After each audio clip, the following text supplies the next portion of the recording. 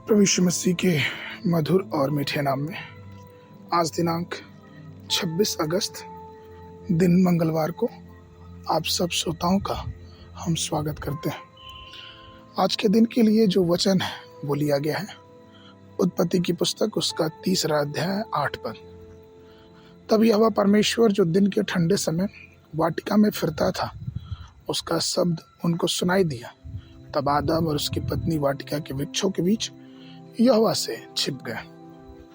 प्रियो, आज का विषय है प्रभु की वाणी। जो पद अभी हमने पढ़ा उसमें एक वाक्य है दिन के ठंडे समय में। प्रियो, इस वाक्य का 2 अलग अलग तात्पर्य हो सकता है। पहला यह कि यह सुबह के शुरुआती समय का वर्णन करता है। जैसे वचन भी कहता है कि जो सुबह तड़के उठ के उसे ढूंढता है वो उसे पाता है। और ये आमतौर पर सुबह 4 बजे से लेकर 5 बजे तक का समय हो सकता है। दूसरा, इस वाक्य का अर्थ ये भी हो सकता है कि जब हम अपने हृदय से प्रभु को याद करें या फिर हम अपने ठंडे विचार से, नम्र विचार से परमेश्वर को याद करें। खैर, इसका तात्पर्य जो भी हो, लेकिन आज भी परमेश्वर हमसे और आपसे बातचीत करना चाहता है। पहला शमूएल उसका 3 अध्याय 10 पद कहता है कि तब यहोवा आ खड़ा हुआ और पहले की नाई पुकारा, शामुएल शामुएल। शामुएल ने कहा, कह, क्योंकि तेरा दास सुन रहा है। प्रियो, चाहे बालक हो, जवान हो, वयस्क हो, बुजुर्ग हो, परमेश्वर हर एक से बातचीत करना चाहता है। वो उसे अपनी बड़ी बड़ी और अनोखी बातें बताना चाहता है। वो बताना चाहता है कि किस प्रकार से वो अपने लोगों को संभालता है और अपने लोगों को अपने अनुग्रह में छिपा के रखता है।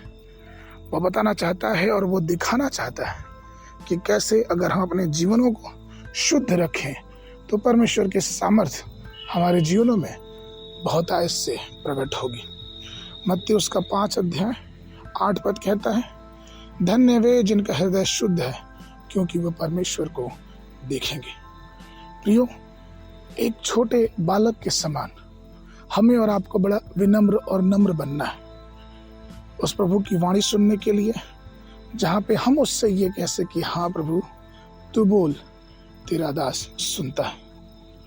प्रियो, आज के इस प्रातःकाल बेला में मैं आपसे निवेदन करूं कि क्या हम सब परमेश्वर की वाणी सुनने के लिए तैयार हैं?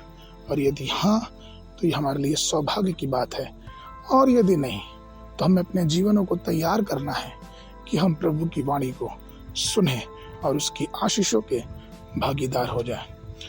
आगे के मनन के लिए यहेजकेल की पुस्तक उसका 43 अध्याय 2 पद। तब इस्राएल के परमेश्वर का तेज पूर्व दिशा से आया और उसकी वाणी बहुत से जल की घबराहट से हुई और उसके तेज से पृथ्वी प्रकाशित हुई।